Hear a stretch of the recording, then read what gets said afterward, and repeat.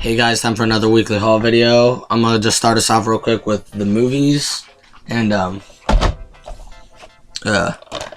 got season 3 of Legend of Korra, book 3, Change. Hopefully it's good. I haven't watched it yet. I mean, the first 2 seasons were amazing. Season 4 was not FYE. I was gonna buy them both and just get it over with, but it was not there. Fantastic series. If you have not started or don't watch or whatever, definitely recommend watching it. But also, one thing I've noticed is that on the past 2 seasons they put the villains like right here on the back, and so I'm assuming that these are the villains here, which is kind of stupid because like if you don't, like in season 1 I remember they had 2 people in there that didn't seem like they'd be villains at all, but they're right there. So like now you're just realizing that all the villains are right there on the back. But also what I was noticing was this girl right here.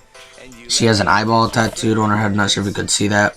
But if you watched Avatar The Last Airbender, there was a guy that had an eyeball on his head. And he was just beast. He was hunting down Zuko and Avatar and all that. Good. Yeah, I enjoyed that part of Airbender. So I'm hoping she's like a granddaughter or daughter or something. Looks kind of, she looks to be old, so she could be a daughter of his, I guess. But if you don't watch Legend of Korra, highly recommend it.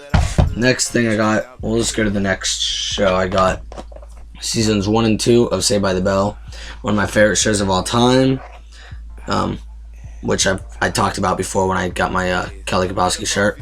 But yeah, amazing show if you don't already watch it. Last time I checked, every season's on Netflix besides like the college years and New Class, which New Class don't watch it all, or was it New School, whatever. Just don't watch it at all. Don't recommend that. But college years, I would watch that because it still contains these characters and it connects to it. But yeah, fantastic show. If you haven't already watched it, definitely watch it. We're gonna move on to Lucy. Been wanting to see this since it first came out. This was has Scarlett Johansson and Morgan Freeman, and pretty sure she has like uses 100% of her brain or something. I don't remember anything about. I just remember when I saw the trailers, I was like, holy crap, that looks good. But I'm pretty sure it's something about like she uses 100% of her brain or whatever. You know, we don't use 100% of her brain, but looks amazing. Plus, Scarlett Johansson is just A1. You know what I'm saying? Next thing I got is Justice League: God and Monsters, which I have heard amazing things about. It's one of the newest DC Universe animated films or whatever. I've heard non-stop good things about it. And like in this, Batman, this is what Superman, Batman, and Wonder Woman look like. And like they all have different secret identities, and this time Batman's a vampire, and it's I think it'll be good. But you know, I'll watch it. I haven't watched any of this stuff that I'm showing you yet. One of my favorite items, I was trying to leave Walmart as quick as I could, but then I saw this, so I had to get it, of course. X-Men Days of Future Past, the Rogue cut, which is saying that there's like plus 90 minutes. Yeah, 90 minutes of all new immersive special features, and there's it shows more like Rogue is in this movie a lot. Like here's the inside, which is really cool. Everyone's got like little red different tints and whatnot around them, but it's supposed to show different characters that you didn't really get to see in the movie more in depth, and Rogue's the main character and whatnot. Like if I can, I'm gonna try to show you something on the back of this. If you see right up here, oh, well, right there, that's Rogue sending Wolverine back in time, like how she was, Kitty was doing in the movie. So I'm assuming in this cut, Rogue does that. And here's a picture of Rogue and Iceman. So I'm assuming more happens to that. And Rogue, Magneto, and Iceman are here on the back. I don't even remember her in the movie at all, except for the very end of it, when everything got set back. I could be mistaken, but I'm pretty sure that's the only time she was in it. But now we'll move on to books.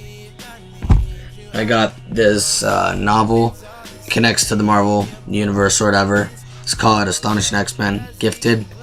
It's like Kitty telling her story or whatever, and there's Sentinels, and Emma Frost thinks she's trying to cure for like mutants, and she's trying to cure the world of mutants or whatever, and it's a whole thing. Haven't got very far into it, but so far it's pretty good, so I'd give it a read if I. It was only $8, so yeah, I recommend it. Been wanting to read this for a good couple years now. I always see it at the comic book store, and I was like, you know what, let me finally get it. Turtles in Time. Been wanting to watch this forever. And what it seems like is just that the turtles, you know, just go through different dimensions. Not dimensions, different time periods, because I'm looking, I see Vikings, pirates, dinosaurs. What did I just see? Looks kind of futuristic in this one. But yeah, it looks like just different time periods, but it's the turtles, so I'll read it easily. We got Marvel Zombies 2, or is it just like Volume 2 or something, or are they just... Either way, I've only read a few issues of Marvel Zombies now. I haven't read like much of it, but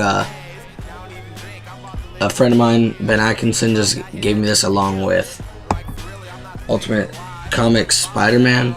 So I get the... I've studied up on Miles Morales, but I don't even think I've read a Miles Morales comic. I've read like Secret Wars, and he's in that. That's...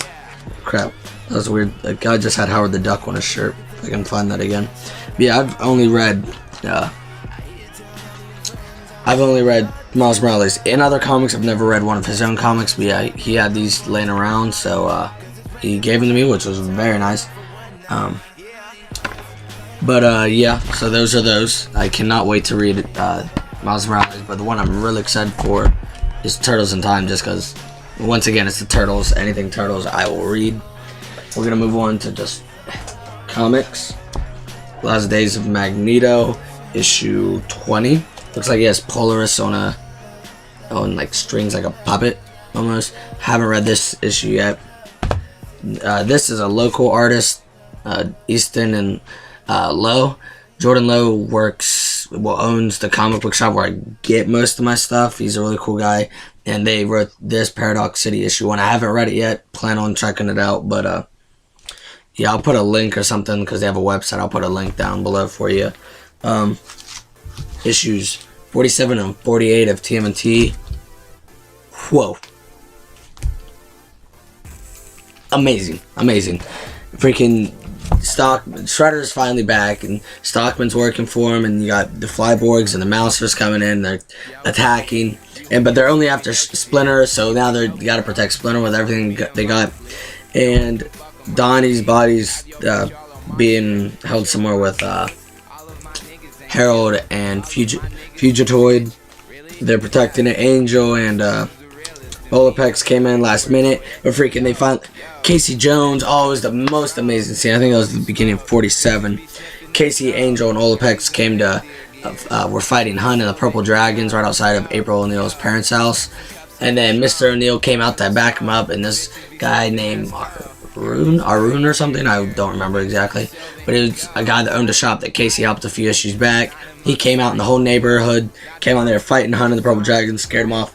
Hun got arrested finally, and he was going to jail, but then freaking next thing you know, you see a big explosion. The truck bust open, and old Hob and him and Herman came and broke him out, which they're trying to use him to break out other mutants or something like that, which I'm all for breaking out the other mutants, but not using Hun, because Hun has caused too many problems. He needs to just be locked away for life. He needs to be killed, actually. So someone needs to kill Hun is what I'm thinking. But no, this is just getting insane. All this is cool, and the cover art's beautiful. But yeah, this series does not quit. They don't quit at all. But in like and April and Casey just left. They're leaving to go on the road to get some answers about a Skrull, which is in their separate series, Casey and April. Spin-off series of it. I talked about the first issue a few weekly hauls back. I don't remember exactly which one, but here the Rat Kings have trapped April in this one, and he's just, the Rat King creeps me out, always has. But yeah, some great issues. And as most of you know, I was just at the beach, like, well, I guess now it's been like probably close to 2 weeks or something, but I haven't done a weekly haul to show you. But I already owned this, but it's issue 44. This is Donatello's death. It was just a different cover art, and I liked it better than the one I had, so I got it. And then here we got Eastman and Laird's TMNT's Secret of the Ooze, the official movie adaptation comic. I have the first movie adaptation. I'm not sure if they have a third one or not. I didn't even know they had a second one. I just saw it and bought it. But if they have a third one, then well, let me know or something. But if they have a third one, I'll look it up and try to buy that. Not sure. We got, looks like just a few items left. I got April O'Neil's pop figure and Splinter's pop figure. And I don't know, I really love how they look. And what would be nice is, see, now I have all of the figures, all the turtles, the 4 bad guys, April and Splinter.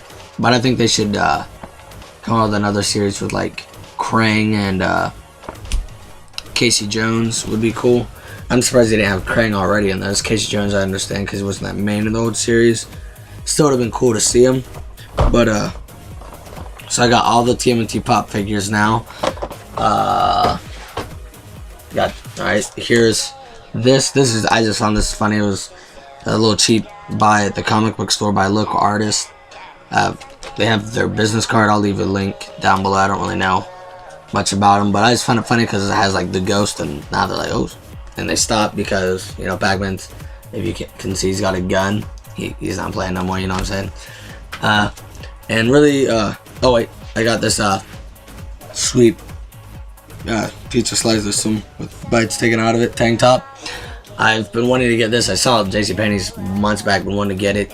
Never my size, finally my size, so I bought it. That's about it, but I'm gonna go ahead and tell you about this. I mean, if you're here in Parkersburg and you see this video in time, then is there still shows? Yeah, there's still showings. Definitely go see this. The Adventures of Tom Sawyer. My friend James Bobier is in it, and he plays Tom Sawyer. It's a musical. It's the Broadway musical. Fantastic. The music, I had it all stuck in my head last night until I got in the car with Jason and all them, and then that music drowned that out. And I had those songs stuck in my head. But either way, the music will get stuck in your head. So I mean, that's kind of good, kind of not good. Great acting, great. The props are great. I'd never really known much about Tom Sawyer except for that he does the paint and defense thing. But it was a really good storyline. I don't know if they changed it or anything, because, you know, I've never read or watched anything about it. But it was definitely really good. The guy that plays Huckleberry Finn, also didn't even know they're in the same story. Thought they were different, like completely different stories. But either way, Huckleberry Finn, he has an amazing voice. He was great at being Huckleberry Finn. But yeah, now there was great actors and actresses in that. They all could sing very well. Great story to it. Tom Sawyer, my friend James, I don't remember what the girl's name was, but in the musical, he fell in love with a girl or whatever, and got her a doorknob as like his way to show he loved her, instead of like a ring or necklace, some other type of piece of jewelry. He got her a doorknob and she hung it around her neck. Imagine if the world was still like that today. I mean, they were kids, I guess, but like, and it was the 1800s, but like, still, instead of spending thousands of dollars on a ring, you could just be getting an old doorknob from your basement and giving it to a girl, and they're like, oh yeah, I love you too. So I just think that'd be really nice. I know that's not really the way it's gonna work, but it would be nice if it worked that way. But yeah, that's it. I am seeing Ant-Man for the 3rd time tomorrow night, I believe, and then after that I will do a review, because I've been notified that there was 2 end credit scenes and I only watched one of them, so I'm not doing a review till I have watched the full entire movie. I thought there was only 1 end credit scene, but yeah, I will do the full-on review once I see it once more and know exactly what the end credit scene is. I have an idea, but I want to, you know what I'm saying? But yeah, so that's it for this video. Thanks for watching. Don't forget to like and subscribe.